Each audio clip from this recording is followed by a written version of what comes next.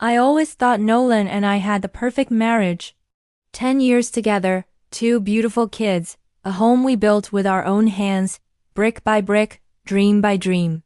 He was my rock, my best friend, the person I trusted more than anyone in the world. I used to laugh at those dramatic TV shows where wives find out their husbands are living double lives. I'd think, that could never be me. Nolan would never do that. How naive I was. The trust I had, so solid and unshakable, was about to be shattered into a million tiny pieces. It all started subtly, almost unnoticeably. Late nights at the office became more frequent. He'd come home smelling faintly of a perfume that wasn't mine, but I brushed it off. Maybe a new client, I'd tell myself.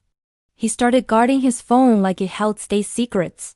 He'd angle it away from me, silence notifications quickly, and even take it to the bathroom.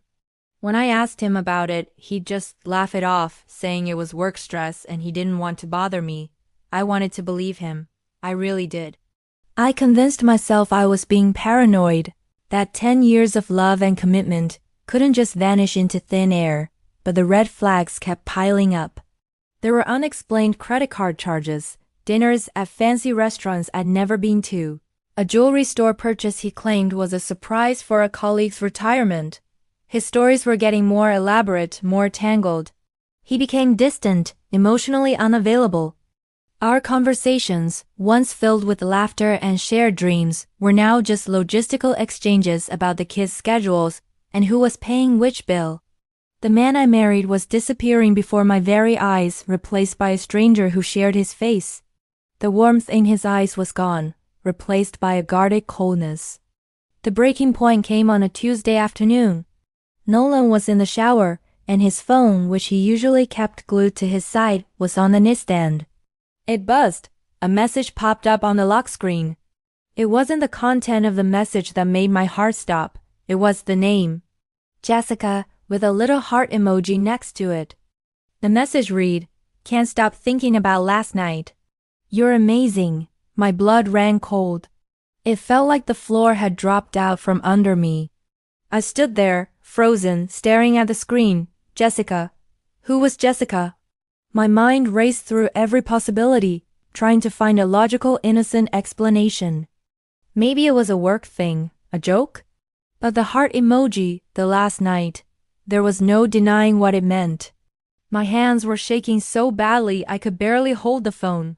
With a deep breath, I remembered something Nolan had told me years ago, a passcode he used for an old account, our anniversary. I typed in the numbers, 0815. It clicked open. My heart pounded against my ribs like a trapped bird. There it was, an entire world I knew nothing about. Months, maybe even years of messages between him and this Jessica. They talked about everything.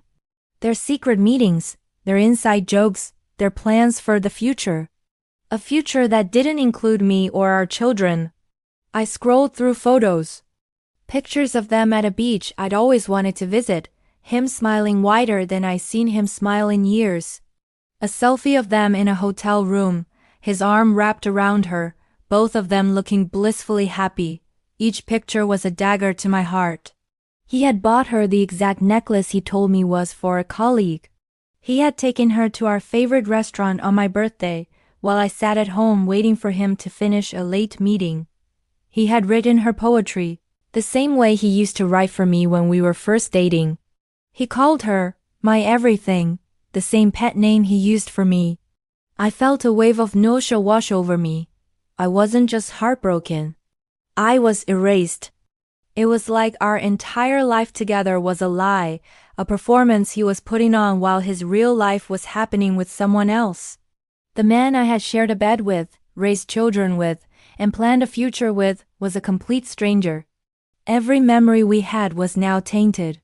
Every "I love you" he had ever said now felt like a cruel joke. I sank to the floor, the phone clutched in my hand, and the sound of the shower running in the background was a deafening roar. I couldn't breathe.